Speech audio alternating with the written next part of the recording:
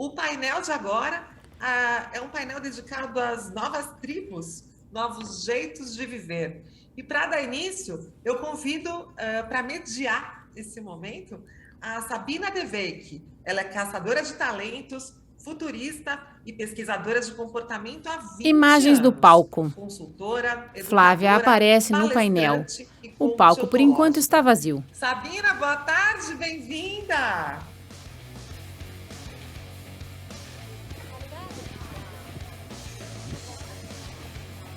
Luzes coloridas Boa iluminam tarde. o palco. Tudo bem? Um prazer. Sabina entra segurando um microfone. Seja Prazer. muito bem-vinda ao Festival CIE da Diversidade. Prazer estar aqui com então, vocês, uma honra. Uma alegria.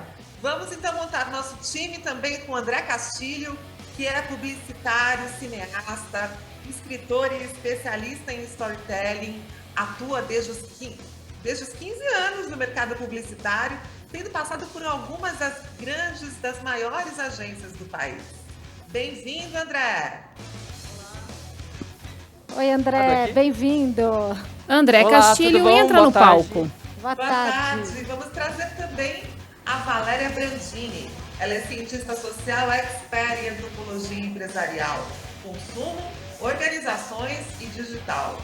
Também é comunicóloga e semioticista. Bem-vinda, Valéria! Valéria Oi, entra Valéria, no palco. bem-vinda. Oi, pessoal. Ela passa por André Temos conosco e Sabina também e senta ao Andréa lado de Bisker, Sabina. empreendedora especializada em pesquisa e Andréa comportamento. aparece no telão. Elas se dedicam ao aprendizado de práticas, de metodologias ágeis e atuação em conselhos consultivos. Seja muito bem-vinda, Andréa. Obrigadíssimo. Queria estar aí presente com vocês, mas estou hoje no que vai ser o futuro forever, né? Eventos híbridos. Muito bom estar aqui com vocês. Oi, Deia, Bom bem-vinda. estar com vocês também. Olá. Bom, gente, a bola está com vocês. Bom trabalho. Muito bom. Então, é uma honra, um prazer abrir esse painel com pessoas tão interessantes. Eu tenho que contar para vocês que a gente já fez nosso painel. A gente armou um Zoom, ficou lá mais de 2 horas batendo um papo. Essas 3 pessoas são incríveis. Sabina Só Deveik. corrigindo, o meu currículo falou caçadora de talentos. Na verdade, eu sou caçadora de tendências e futurista, né? Mas vamos lá. Eu queria primeiro chamar Sabina a Deia, tem os fazer cabelos uma pergunta pra no Andréia. ombro, loiro e liso. Deia, você Ela tá me usa ouvindo? camisa preta e uma bem. saia Vamos lá, marrom. Deia. Então, vamos lá. Eu queria saber da Andréia quais são as novas tribos, A Andréia aparece os no novos painel atrás dos jeitos palestrantes. de viver, com relação ao trabalho e com relação às novas identidades. Já levantou um bolão aqui, né? Então, vamos começar aqui. Eu acho que uma das coisas que eu acabei de ouvir no vídeo de uma das pessoas que está participando desse evento incrível é: seja a sua melhor versão sempre, né? Então, isso me leva ao entendimento, e é uma palavra que você usa muito, Sabina, que é paradigmas, né? Que a gente está quebrando todos os nossos paradigmas. Andréa Um Bisker. deles é que Andréa está são usando um várias boné tribos. preto A gente escrito não quer Futuro em pertencer a uma branco. única tribo, Ela principalmente usa essa geração óculos que tá e uma escutando a blusa gente branca. agora, né, os estudantes. Andréa tem A cabelos gente quer médios ter um na cor movimento que eu chamo preta de e lisa. Radical Self-Expression. É você se expressar da forma que você quiser, seja quem você seja, e de preferência, como eu comecei falando, sendo a sua melhor versão. Então, eu diria assim... Andréa a gente mexe pensou as mãos muito nesse enquanto painel, fala. né, com a mediação da Sabina.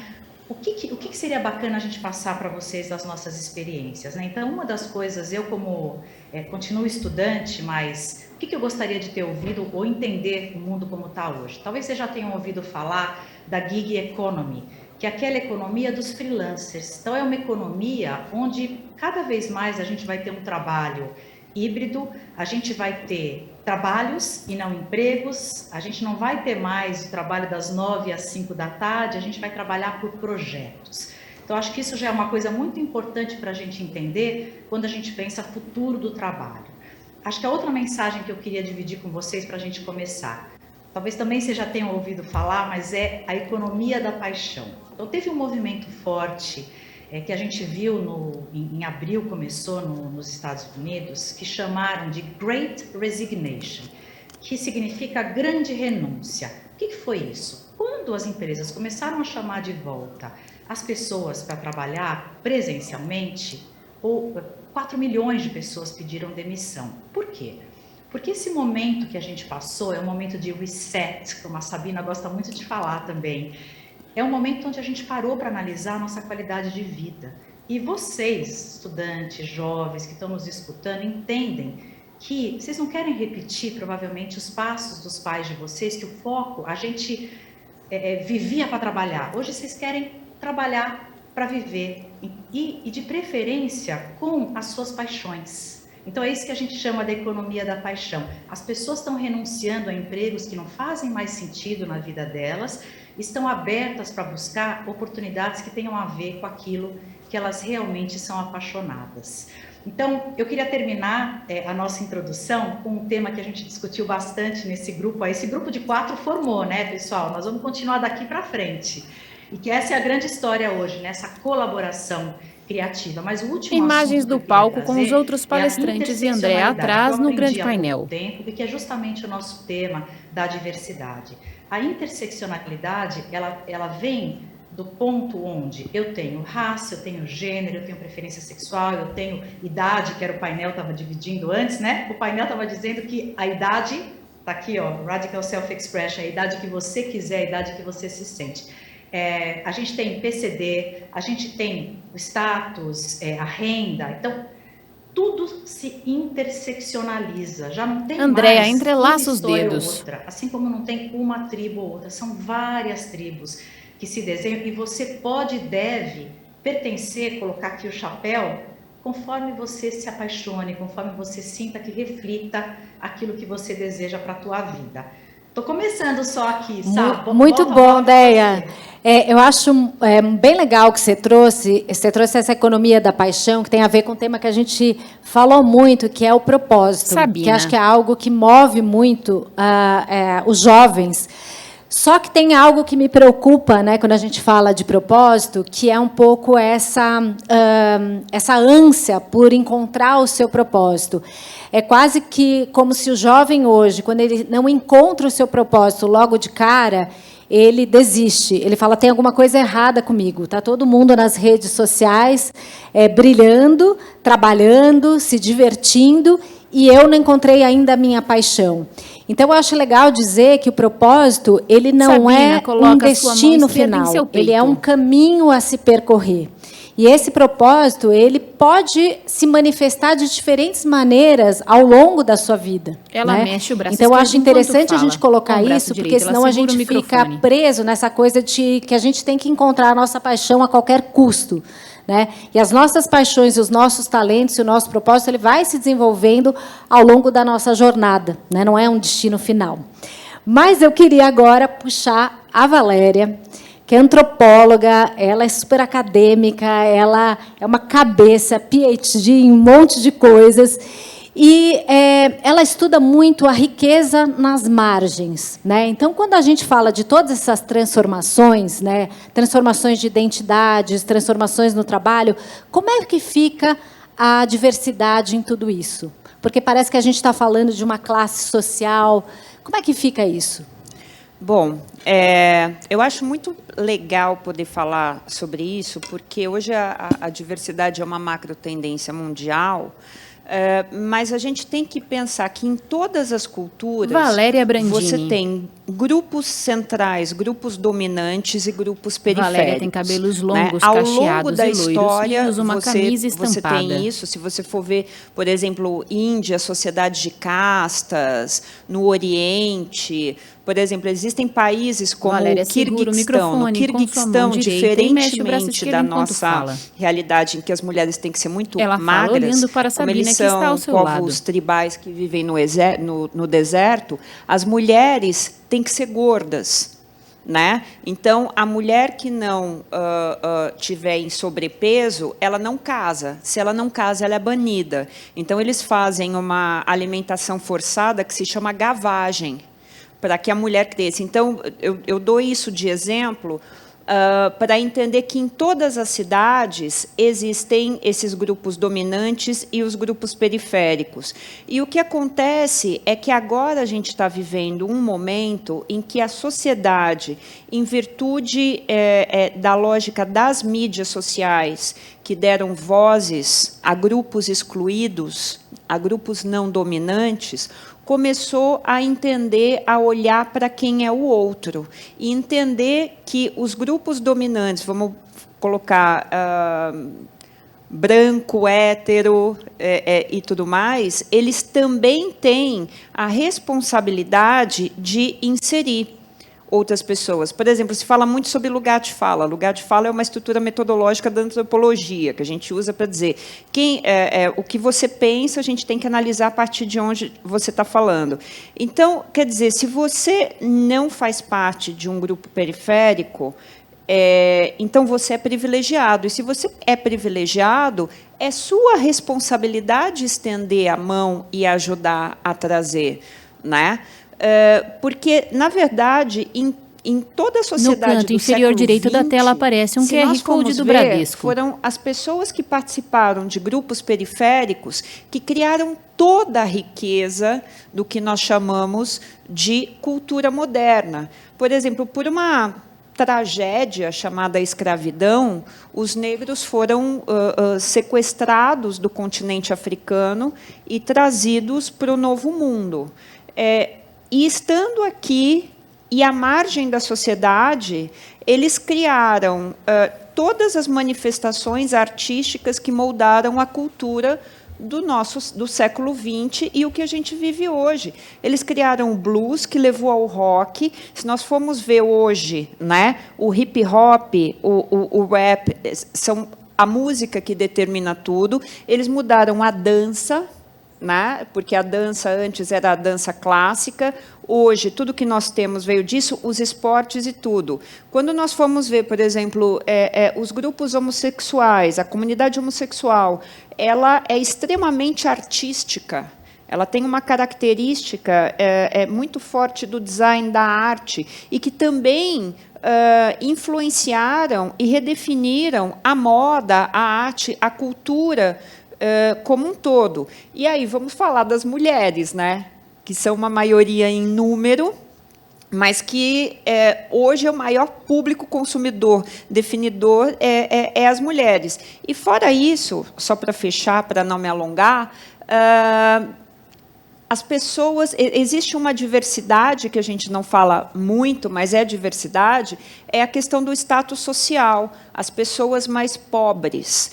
E eu não concordo com aquela coisa de Fernando Henrique Cardoso, que todo pobre é feliz. Mas o que acontece é que a necessidade de sobrevivência faz com que o pessoal dê nó em pingo d'água e crie a diversidade, e crie a inovação, que nós vimos agora o que aconteceu durante a pandemia, como a CUFA, como as favelas conseguiram se organizar enquanto sociedade muito melhor do que as estruturas do governo, né?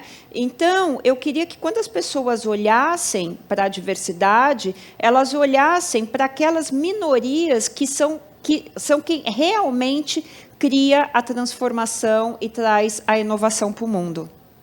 Nesse sentido, te escutando, eu fico fazendo as correlações com redes sociais. Sabina. Então, me parece que as redes sociais hoje são um veículo para amplificar a voz Sabina, também das minorias. Para a Valéria. É isso? Sim, sim. Vamos imaginar... Eu vejo como professora universitária, né, o quanto hoje as minhas alunas da etnia negra, ou pessoas pretas, como elas preferirem se denominar melhor, hoje, por meio das redes sociais, elas se arregimentam e começam a ler literatura a respeito das questões étnicas, e como isso faz com que, pela primeira vez na vida, elas comecem a sentir orgulho da sua etnia e da sua ancestralidade. né? Você começa a dar uma cara. A ancestralidade é uma coisa muito forte, porque se nós pensarmos que hoje nós estamos aqui, é porque isso é uma vitória de muitas gerações anteriores a nós que sobreviveram e jogaram a bola para frente até a gente estar aqui.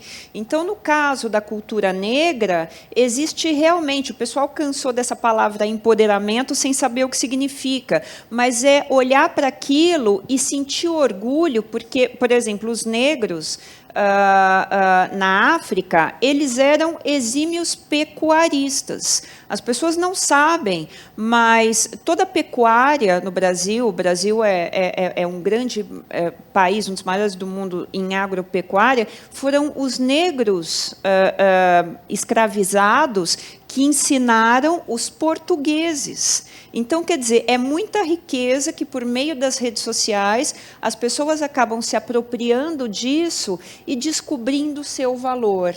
E isso é fundamental. Inclusive, a gente tem os novos ativistas digitais, né? O ativismo, ele só existia presencialmente e hoje ele se dá de maneira digital. Então, uma Greta Thunberg, ali, ela consegue ganhar a voz justamente por conta dos meios digitais e chegar a ser um movimento global, né? Então, pode impulsionar um impacto aí em movimentos ambientais, em movimentos sociais. E eu queria, antes de passar para o André, eu queria só jogar mais uma pergunta para a Deia, que também estuda tendências, assim como eu. Deia, a gente está vendo assim, a gente tem hoje uma diversidade, eu não sei se é uma diversidade maior ou está aparecendo mais pessoas com gêneros fluidos. A gente está vendo prestando atenção mais na questão da diversidade. A pandemia colocou um holofote sobre essa questão da diversidade. Um monte de convulsões sociais apareceram perante a pandemia, que colocou aí um holofote diante de muitas questões que já eram bastante contundentes, questões sociais, questões de inclusão, de exclusão. Como é que você vê isso, Deia? A gente está mais diverso ou simplesmente só está aparecendo mais? Eu acho que a gente está mais diverso, sim.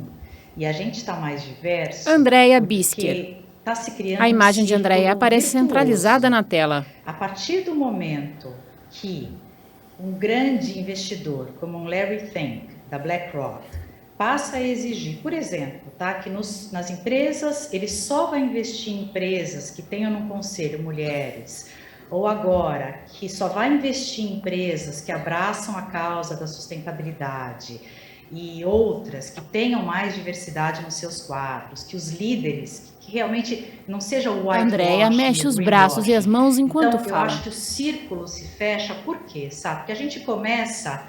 Da onde começou tudo isso? Vocês duas já trouxeram a Greta Thunberg, né? Ela virou mesmo nossa bandeira, porque hoje acho que é uma menina que tem 15, daqui a 3, 4, 5 anos ela vai estar na política, é essa a mulher, é essa persona que hoje a gente está vendo o mundo formar.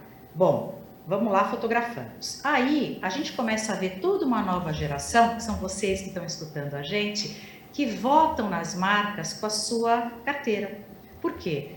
Quando você compra de uma marca, você está votando na perenidade dela, na longevidade dela. Então, e você passa a olhar se essa marca, ela tem na sua liderança no canto inferior, pretos, no canto inferior direito da tela aparece um QR Code. Enfim, você passa a escolher as marcas que vão sobreviver ao longo do tempo. Isso é o consumidor, fazendo essa pequena diferença. E aí, junto com isso, você tem o outro lado, que é o lado financeiro, porque vamos combinar, né? Os dois juntos têm que caminhar. Então, eu acho que esse ciclo se fecha. Tem não sei se é uma frase, mas uma frase que me impacta muito, que é assim: a nossa responsabilidade é do tamanho do nosso privilégio, né? Então, o nosso privilégio é isso, a nossa responsabilidade é do tamanho do nosso privilégio. Então, a gente é muito responsável, porque nós somos muito privilegiados. Todo mundo que está aqui, que está ouvindo a gente. Então, somos nós que vamos fazer a diferença. Eu não sei se ficou claro, Sá, mas esse círculo virtuoso é porque essa garotada que está ouvindo a gente hoje, e garotada eu digo porque eu acho que o estudante ele permanece jovem para sempre, né? Eu sou estudante, eu sei que você é estudante também, o lifelong learning. Mas uma vez que a gente está apostando nas marcas que fazem diferença e que o lucro das marcas é tão importante quanto o impacto que ela gera, impacto ambiental, impacto social também. É no social que entra a diversidade, né? Eu acho que aí é um caminho sem volta. Eu estou dizendo no lado do business, tá? Então, eu acho que é isso. Eu vejo como muito mais amplo, mais necessário. A gente sempre vai ter a polarização. Tudo que a Valéria trouxe, quer dizer, são batalhas que já são muito antigas, né? Mas eu acho que agora é um caminho sem volta mesmo. Perfeito. Eu acho que você está trazendo muito a questão geracional, né? Então, se a gente olhar, por exemplo, eu tenho 47 anos, né? Meus pais da geração Baby Boomer foram ensinados, né, que eles iam ter uma vida linear, né? Eles eram ensinados que eles tinham que casar, que eles tinham que ter um emprego, não era nem um trabalho, porque não estava conectado à paixão, à economia da paixão. Aí trabalhava até, sei lá, 50 e poucos anos, iam crescendo palco, bem Sabina. lentamente, pouco a pouco. De repente, lá com 50, 60 anos, já eram considerados velhos, já estavam fora, quase que, né, aposentados, iam comprar um sítio para resolver ser feliz naquele momento. Então, aquela geração era uma geração que tinha um mindset bastante linear. A nossa geração, falo a minha, da Valéria e da Andréia, que a gente acho que é da mesma idade, foi uma geração, a geração X foi uma geração dos workaholics. Foi a geração que conectou o trabalho e o fazer a um status financeiro, principalmente, né? A posição social, status financeiro. A gente inventou o tal do happy hour, que é se você pensar, um termo muito infeliz, porque a hora feliz não pode ser a hora que a gente termina de trabalhar, sendo que a gente está a maior parte do tempo trabalhando. E aí vieram os jovens, né, da geração Y e geração Z. Eu tenho 2 filhos da geração Z, de 19 e 17, então eu convivo, né, diariamente com um mindset completamente diferente. Não tem espaço para o preconceito, as meninas são extremamente feministas, os gêneros são fluidos, a experimentação ela é permitida, se discute abertamente sobre um monte de coisas que eram tabus. E aí eu queria chegar no André, que é o nosso grande case, é uma pessoa maravilhosa, que eu acho que ele encarna, ele manifesta, apesar de não ser da geração Z, acho que você é da geração Y, né? Eu sou millennial. Millennial, da geração Y, ele acho que expressa muito bem todas essas mudanças. Ele estava me contando que ele, por exemplo, ele mudou para o meio da floresta, então ele está trabalhando de fato como um nômade digital, ele está em Bertioga, ele tem uma história de vida incrível, ele é roteirista, storyteller, então eu queria que você contasse para a gente essa coisa do ativismo. Você é um grande ativista do indivíduo, e para esses jovens que estão nos escutando, como é que a gente encontra a nossa própria voz? Porque me parece que você é um cara que encontrou a própria voz com a sua autenticidade, com a sua economia da paixão, conectando aquilo que a Déia falou. Esse termo ativista do indivíduo, só para contextualizar, eu concluí na nossa pré-conversa, né? E foi um grande estalo que eu tive, porque André o contador de história, ele se loiro. envolve com histórias. E a pluralidade ela está a partir do momento que você dá voz para aquela pessoa. Para outras pessoas, para outras possibilidades. Eu, como publicitário, como cineasta, vejo que essas novas narrativas, novos canais de mídia, streaming, André, redes sociais, tudo isso permite que a gente veja fala. Que a diversidade não é que ela está na moda ou qualquer coisa assim. Na verdade, ela sempre esteve aí, só que ela não tinha voz. Ela era calada, ela era ameaçada, André ainda é.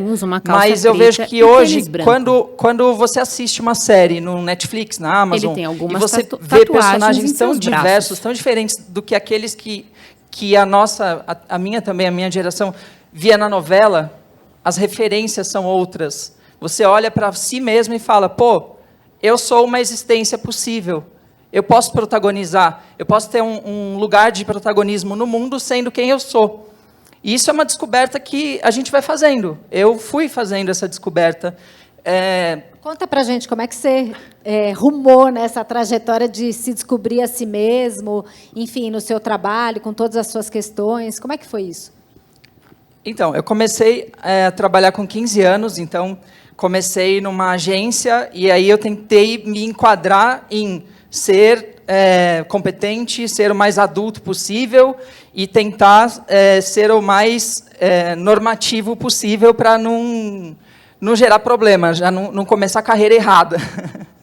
Conforme eu fui evoluindo na carreira, eu fui também sentindo mais segurança para ser quem eu sou e fui fazendo um outro movimento que era de autoconhecimento.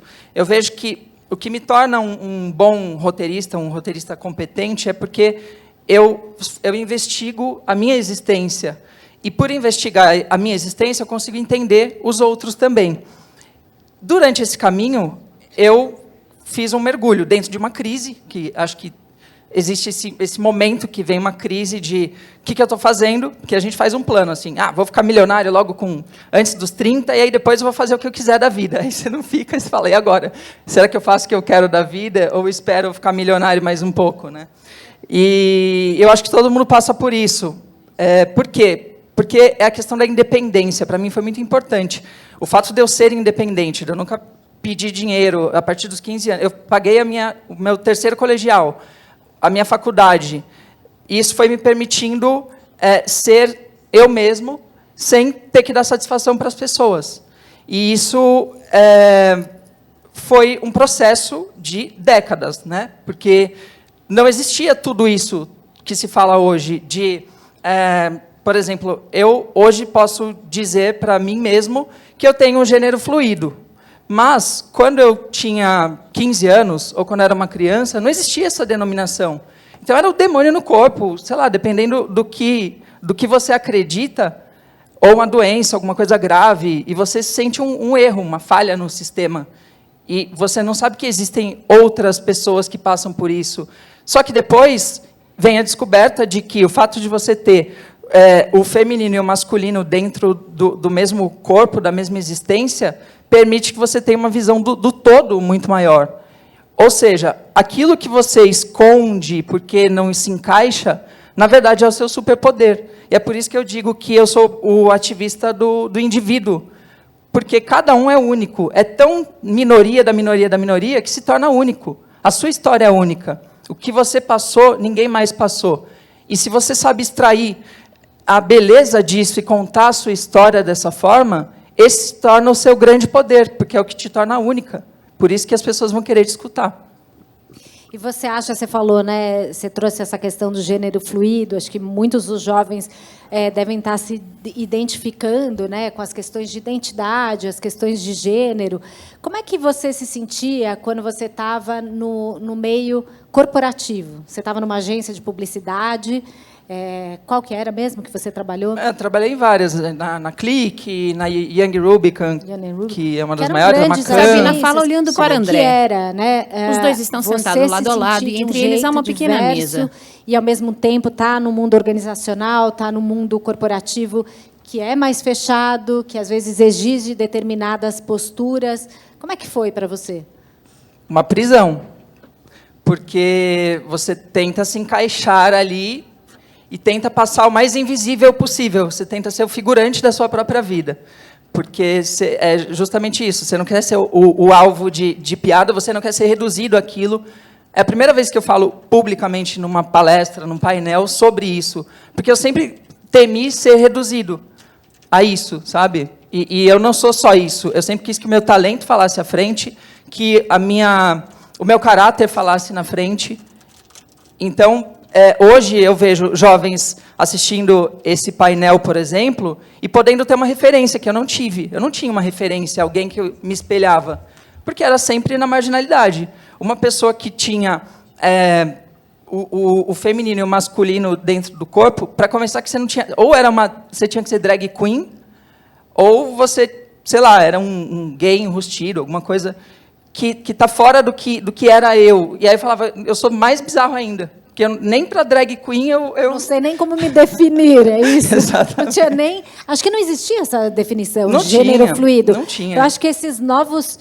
Talvez essas novas tribos, esses novos jeitos de viver, acho que tem a ver com essas novas palavras do nosso zeitgeist, do nosso espírito do tempo, que dão conta de aprender esses novos tempos.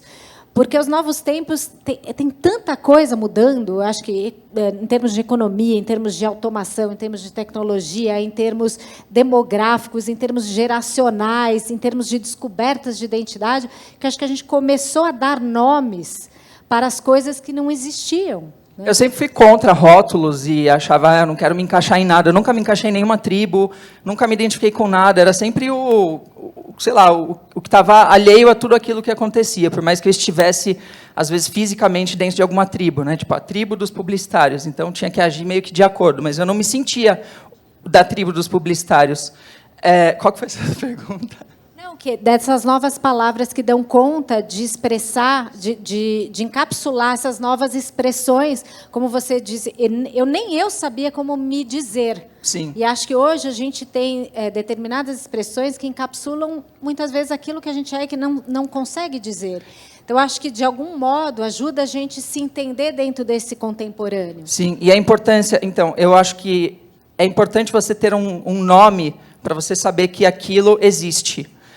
Agora, antes do gênero fluido, e o gênero fluido é uma coisa bonita, eu acho legal ser fluido, porque é isso mesmo que eu sinto, assim, flui dentro de mim. Mas existia uma outra denominação que era mais usada cientificamente, quando era considerada uma patologia, que é a disforia de gênero. E aí, quando você fala, tem uma disforia de gênero, você se sente... Tem algum problema, né? Condenado. Uhum. Por isso é importante a gente ressignificar os nomes, repensar qual é o nome que a gente dá para as coisas, porque senão você descobre um nome e acha que você tá doente, que você é uma anomalia. Legal, acho que muito legal você trazer isso. Posso complementar claro, uma coisinha? Claro, que, vai lá. Assim, tem uma mulher maravilhosa, uma negra incrível, chamada Andréa Bisker. Ela trabalha no Google. Eu ouvi dela uma frase que tem tudo a ver com o que a gente está ouvindo do André. Ela fala que as pessoas só sonham com aquilo que elas enxergam. Então, quando você vê mulheres pretas na tecnologia mandando bem, você vê caras bacanas como o André falando que é gênero fluido, isso abre espaço para outras pessoas falarem, eu posso chegar lá. Então, assim, o André tá falando, é importante a gente deixar claro, né? É importante a gente decodificar. E é importante a gente contar, a gente expressar. Porque, de novo, as pessoas só sonham com aquilo que elas enxergam. Então, quando elas começam a enxergar a diversidade, as minorias, né? Vamos combinar que não é minoria, né? Em muitos dos casos que a gente trata como uma minoria no Brasil, não é. Quando as pessoas enxergam os outros parecidos em posições bacanas, fazendo coisas que eles gostariam de fazer, mas não tinham coragem, eles podem sonhar. Então, acho muito importante pessoas como André se posicionando, contando, dividindo. É isso aí, e acho bacana que assim ele está dividindo algo que é da identidade dele, e hoje ele não acha que isso reduz o talento dele. Eu acho importante trazer aqui, ele é um baita de um roteirista, né? Ele é um baita de um storyteller, e ele vive de uma maneira bastante autêntica. Então, a autenticidade, eu acho que é uma coisa importante, né, para trazer para esses jovens, e conectando, costurando um pouco com o que a Deia trouxe. Hoje não tem... existem todas as tribos que a gente quiser ser. Né?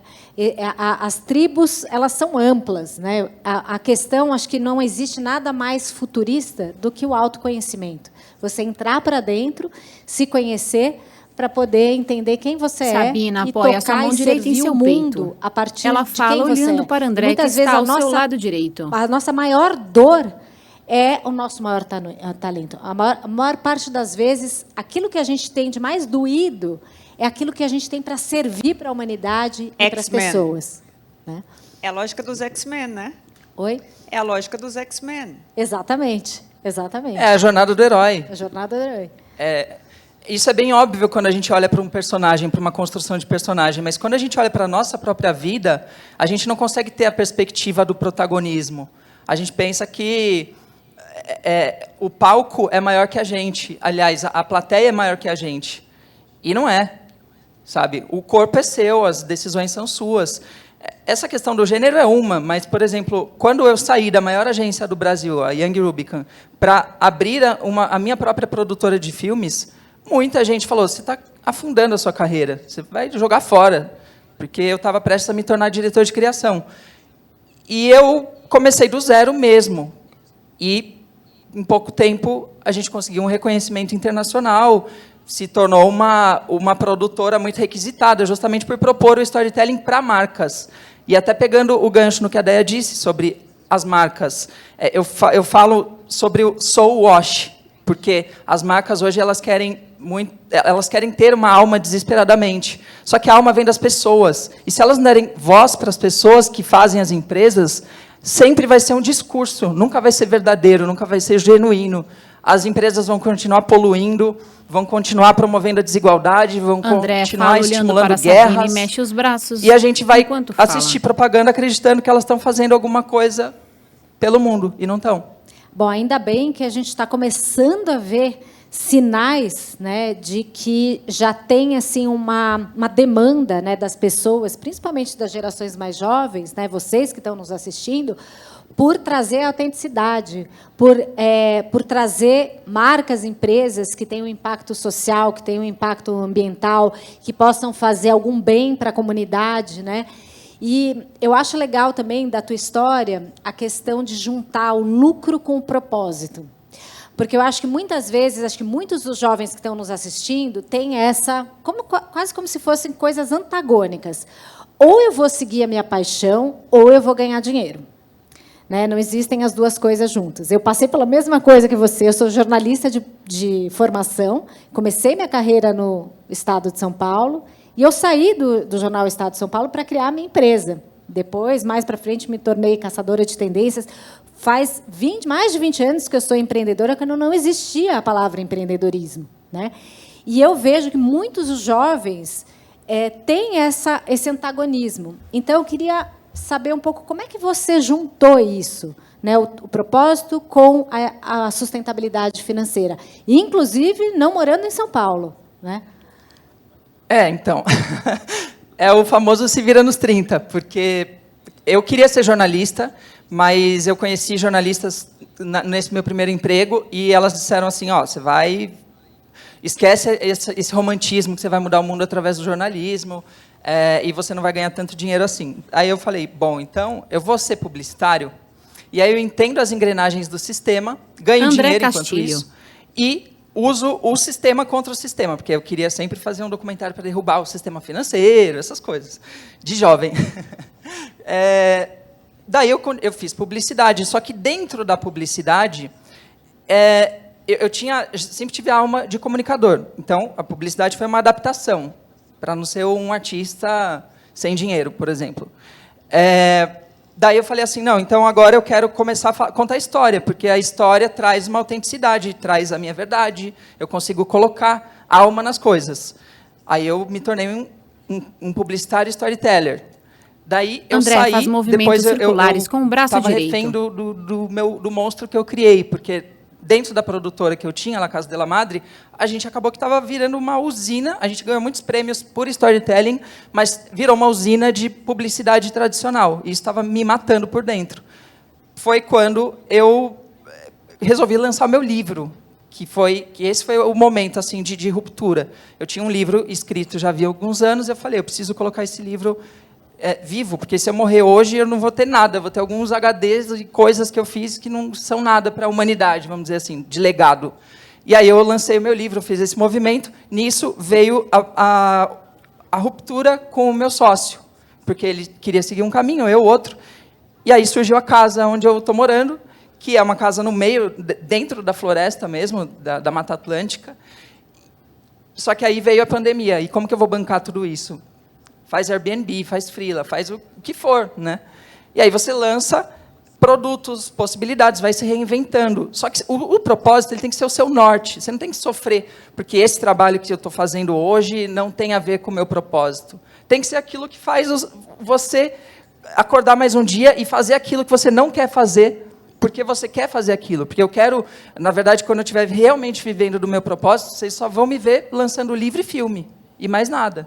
Então, por enquanto, eu atendo o mercado publicitário, o mercado corporativo, e coloco um pouquinho de propósito dentro, que é o meu tempero que faz a coisa ser diferente, eu ganhar um dinheirinho a mais. Sabina, balança a cabeça afirmativamente. Eu sempre falo, a gente pode ter vários canteiros, né? A gente pode ter o canteiro ali da nossa sustentabilidade financeira, enquanto a gente rega, na tela, talvez, o canteiro do propósito, para que completo. algum dia os dois possam caminhar juntos, né? E aí a gente possa ganhar dinheiro. Andréa aparece no grande painel atrás dos outros palestrantes. Valéria, queria saber como que você olha tudo isso como antropóloga, né?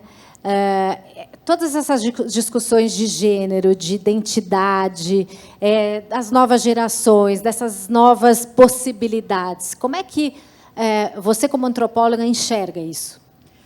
Olha, eu estava pensando, eu estava digerindo tudo isso, eu falei que fantástico essa história do André, e estar com vocês aqui, estou me deliciando, porque tudo que a antropologia trabalha é muito uma desconstrução dos mitos que nos prendem. Por exemplo, quando a gente fala hoje sobre sexualidade fluida, é um termo que acabou definindo como as pessoas se sentem na relação com o outro sexual, ele mesmo, né? E Valéria mexe seu braço direito suavemente. Mas se nós formos pensar, eu desconheço qualquer teoria científica da biologia ou de qualquer coisa que defina qual é o gênero do ser humano, que diga assim, não, o ser humano é heterossexual. Ao longo da história da humanidade, os homens estiveram com outros homens. E tem um fato que é muito interessante, que na Inglaterra do século XIX, haviam casas noturnas chamadas molly houses. E as molly houses eram casas onde os homens de família, todos os caras casados, os homens da sociedade, iam para ter relações sexuais com efebos, com meninos novinhos, de 16 anos e tudo mais. Então, quer dizer, o cara era heterossexual, não se tinha esses termos, né? Mas ele era um homem, dentro do que a sociedade entende por homem, e ia lá e don't ask, don't tell. Aí, quando veio o reinado do puritanismo, se começou a criminalizar essas práticas, as molly houses foram todas fechadas, a criminalizar como pederastia. Foi até onde aquele poeta, aquele escritor famoso foi preso, foi mandado para as minas de carvão, enfim. A partir daí, o que começou a acontecer? Os homens que se vestiam de formas, muitas vezes, exuberantes, se você pegar a moda do século XVIII, extremamente exuberante, começou a ficar tudo entre o cinza, o preto, né? E ter uma coibição do comportamento masculino, porque qualquer coisa que pudesse indicar, né, algum tipo de coisa ligada à pederastia, o cara podia ser preso e tudo mais. Então, a gente começa a ver que a sexualidade ela acaba sendo, ao longo da história humana, construções sociais. A gente tem, em Samoa, as fafafines, que são um terceiro sexo, que são homens criados como meninas que se tornam matriarcas de famílias. Na Índia também tem o terceiro sexo.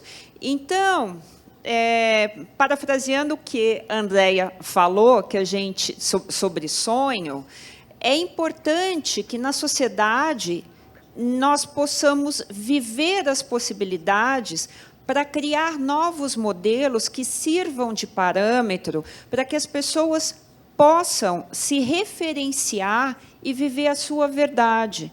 Quando a gente coíbe, quando a gente fecha, o que você faz? Você faz com que a pessoa se sinta esquisita, se sinta estranha e sinta que ela não pode ser aceita e que ela não merece ser amada. O que a gente está vendo de suicídios hoje no mundo por causa disso é um absurdo. Valéria, então, franze a testa e os olhos. Que os seres humanos exercem as suas possibilidades, manifestam isso, nomeiam isso, e se tem novas referências, ela faz movimentos circulares com o braço. Ator hoje, que até as crianças gostam muito, porque ele fez Venom, que é o Tom Hardy. O Tom Hardy, ele fala que ele já dormiu com homens, que ele teve uma vida progressa, que talvez até ele, uma vida diferente da que ele tem hoje, que talvez até ele já entrou na prostituição masculina, e quando o repórter fala, mas então você é gay, você não quer sair, por que você não sai do armário? Ele fala, porque eu não estou no armário, cara, a única coisa que eu tenho para te falar é que hoje eu sou casado com uma mulher e tenho 3 filhos, você quer que eu fale o quê da minha sexualidade?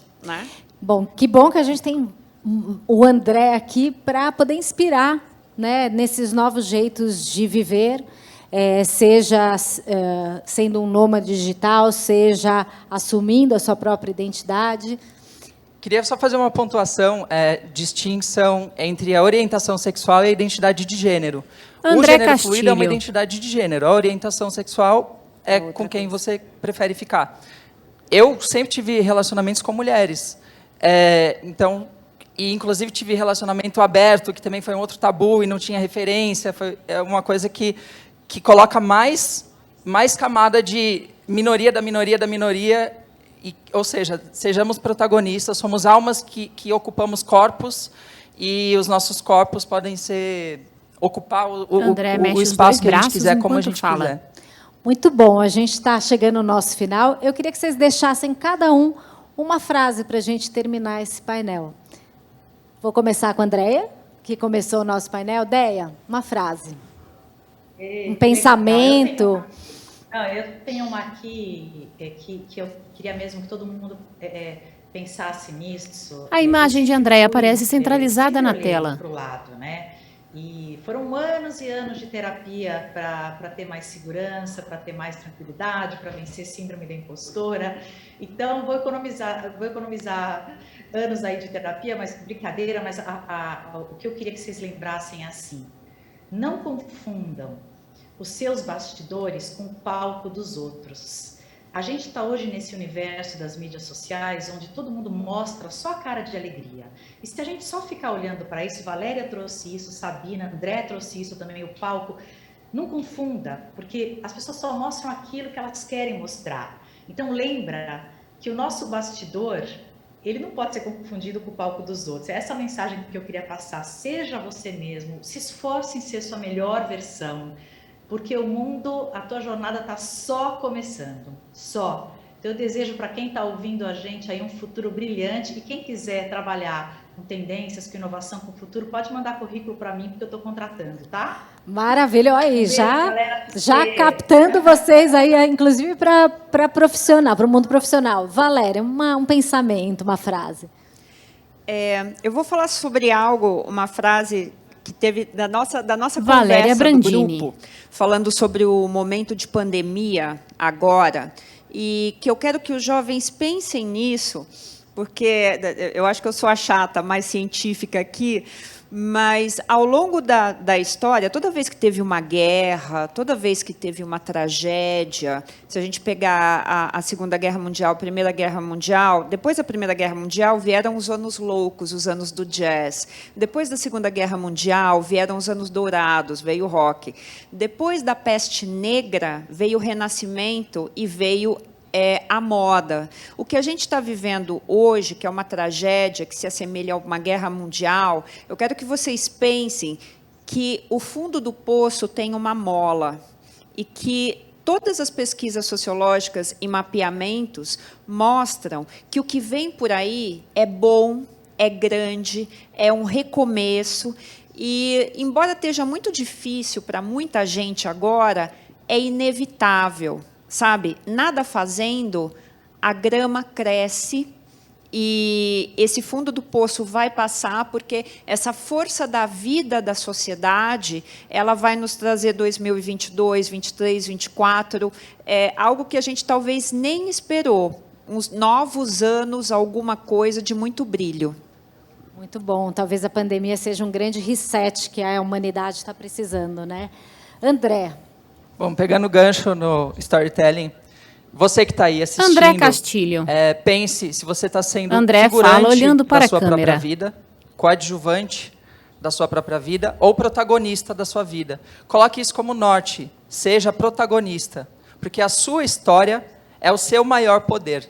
E não deixa ninguém tirar o seu poder e desmerecer a sua história.